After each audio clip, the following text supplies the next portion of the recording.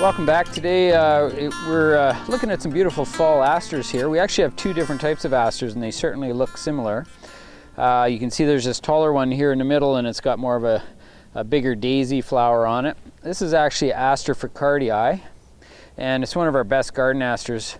The beauty with the Aster fricardii is it actually starts blooming very early in the season. Sometimes as early as mid-July.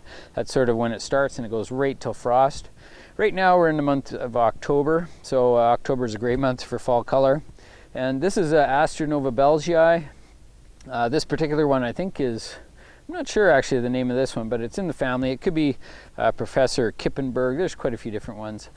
These are just a blast of color in the fall. It's pretty hard to beat them. They're just like an absolute mound of flowers. They come in all different colors, from reds to purples to blues, even there's white versions. There's all kinds of them. So it's a great plant, very, very hardy, easy to grow. We just divide them every couple years, make sure they're not getting too out of control.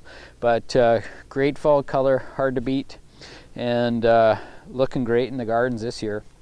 Very few pests. The only issues with the asters, again, the Aster fricardii has literally no issues or pests that I know of. They actually prefer to bid on the dry side.